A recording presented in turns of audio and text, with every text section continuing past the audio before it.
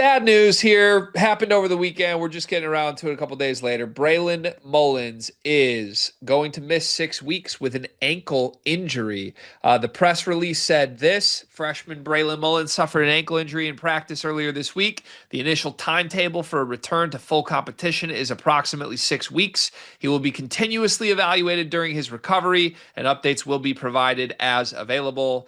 Just to make you more sad at the end of it, one sentence saying Mullins was named Big East preseason freshman of the year on Tuesday.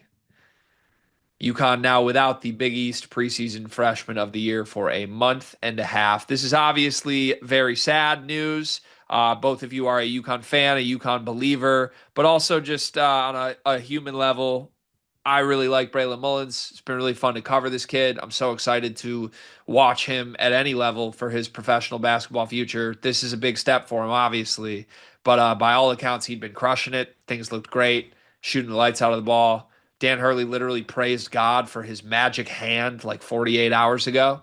And if only he had a magic ankle to go with it. So get well, Braylon Mullins. This should be minor and come back full health soon. It sounds like it's not a super serious, devastating injury, but 6 weeks is 6 weeks. That's still a sad development. So, what is your reaction? What does this mean for UConn and Braylon Mullins? Yeah, this sucks stores. Straight up. It really does.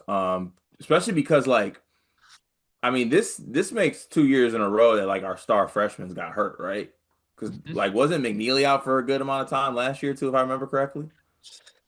I don't remember it being anywhere near 6 weeks. It wasn't 6 weeks, but it was solid amount of time. I might be mistaken on that, but in any regard, McNeely played 27 games last year. okay. So it was it's not as much as I think. But yeah, I just think that, we've been hearing so much about how good Mullins has been this summer, and obviously we're big Mullins fans. And look, there's no way to really cut this, I think. You're losing one of your better players. Now, I do think that UConn has the depth and the talent to withstand this, and there's things that Hurley can do to pivot to, which credit to him. I think he set up this team this way where he could be in a spot to put in this situation, but to withstand injuries, I mean. But yeah, it sucks. It really sucks. And obviously, I think Mullins is going to be back. It is 6 weeks, but at the same time, ankle injuries are fickle sometimes in the way they linger. You don't really get back to 100% until you got time to really, really heal it. So like I don't like that necessarily. But I think that, UConn will be able to withstand um for the time being, and then hopefully get back Mullins fully healthy and get UConn to full strength. Okay. Yeah, I think long term you're not overly worried. Um, but you got to be a little worried, like, right? Because the big thing for me, which Mullins didn't necessarily change anyway, but like you want this to feel different than last year. Mm. And I do think at least part of that was the hope that like Mullins is pretty special. And if he's out 2 months, you're just kind of running out of great options. Like Mm. I no disrespect to the Jalen Stewarts of the world. There's kind of a reason those guys haven't like emerged as guaranteed starter guys, right? Like he's Yeah. had multiple chances now.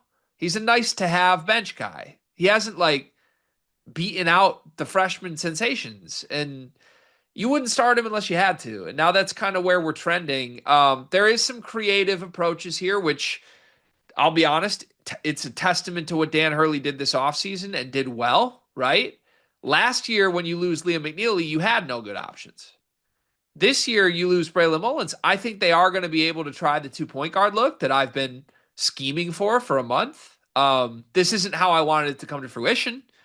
I wanted them to try Malachi Smith at point guard and Silas at the two because it was just what was best for this team at full strength.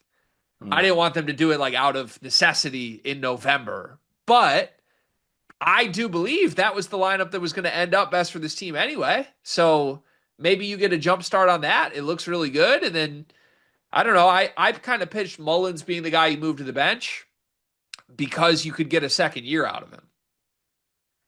This would fit that timeline really nicely. As shitty as it is for Braylon, let's not rush him back. Let's put him in a more reserved bench shooter role. And if it works on the court without him, it could end up benefiting this program in the long run, too. And you can still be good too. Maybe like Yeah. a Jordan Hawkins kind of path. Like Hawkins was good his freshman year, but he also came off the bench and came back for year two and was nasty. Now hopefully you're better though, because Hawkins' first year wasn't as good. But I think the thing that sucks for UConn in general is that like they got some tough games in this 6 week stretch. Like I don't know how long, I don't know like to the date what it is gonna be 6 weeks, but like in that 6 week span, you got Arizona, you got BYU, you got Illinois, you got Kansas. Like I'm not sure when like the cutoff is on that, but like you got some really good games in that stretch. Like what would be 6 weeks from now? Like 4 weeks in a month? That's middle of December? Yeah. I think a best case scenario would be the middle of December, like come back before Christmas.